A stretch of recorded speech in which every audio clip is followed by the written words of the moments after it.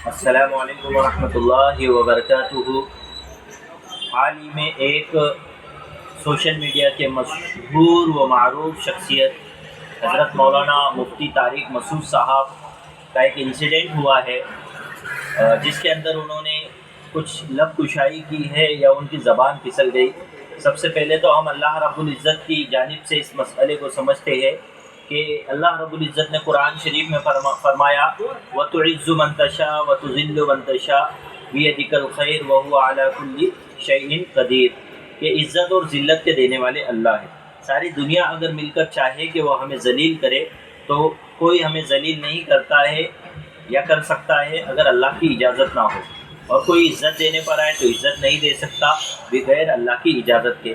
تو میں یہاں پر یوں سمجھتا ہوں کہ عالم امت کے اندر بڑے بڑے علماء اور بہت سارے مفکر اور عام عوام بھی اس بات سے بہت ناراض ہے کہ مفتی طارق مسعود صاحب نے جو حرکت کی ہے یہ ناقابل برداشت ہے۔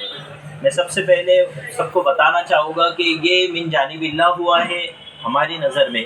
اگر آپ علم کی بنیاد پر اگر سوچو گے تو آپ بھٹک جاؤ گے۔ اگر آپ معرفت اللہ اور عشق رسول اللہ صلی اللہ علیہ وسلم کی بنا پر سوچو گے تو آپ کو پتہ چلے گا کہ مفتی طارق مسعود صاحب کے باڈی گارڈز ہے، مفتی طارق مسعود صاحب کی آواز میں ایک کڑک پن ہے، مفتی طارق مسعود صاحب کے انداز میں ایک اکڑ و تکبر نظر آیا۔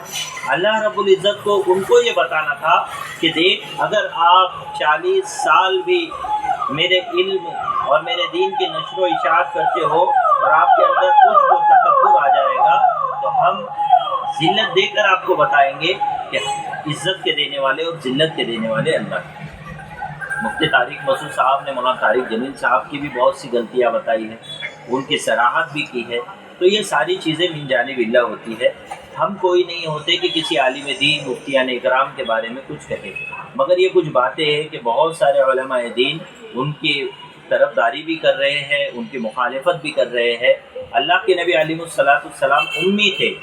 اللہ کے نبی صلی اللہ علیہ وسلم کو جب جبرائیل امین کے ذریعے سے جب ان کو علم عطا کیا گیا، قرآن کی پہلی وحی دی گئی جس میں کہا گیا آپ سے پڑھیے، آپ نے بذات خود کہا کہ میں پڑھنا نہیں جانتا، مگر جب حکم ربانی ہوا، حکم اللہ رب العزت کی طرف سے حضرت جبرائیل علیہ السلام کو کہا گیا کہ ان سے کہیے پڑھ اپنے رب کے نام سے، تو آپ علیہ السلام نے پڑھا۔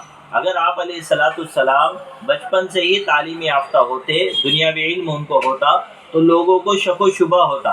میرے اللہ کا یہ نظام تھا کہ آپ کو انہوں نے امی رکھا۔ امی کہتے ہیں اس کو جس کو اللہ رب العزت نے خود اپنی ذات سے علم دیا ہو، جن کی تربیت دنیا کے کسی تعلیمی ادارے میں نہ کی گئی ہو، جس کی تربیت خود اللہ اپنے فرشتوں کے ذریعے کرتا ہو، ایسا انسان جو سارے عالم کے لیے ہدایت کا ذریعہ بن جاتا ہے، کسی کو شک و شبہ نہیں رہتا ہے کہ یہ کہیں سے سیکھ کر آئے ہیں، کسی نے ان کو ٹرین کر کر بھیجا ہے یا کسی نے ہم کو بہکانے کے لیے ان کو بھیجا ہے، تو وہ سارے شک و شبہات، وہ سارے الزامات کو دور کرنے کے لیے اللہ رب العزت نے آپ علیہ السلام کو امی پیدا کیا، اور اللہ کے نبی علیہ السلام کو 40 سال میں جب نبوت ملی تو آپ تمام انبیاء کے امام بنے، آپ رحمت للعالمین بنے۔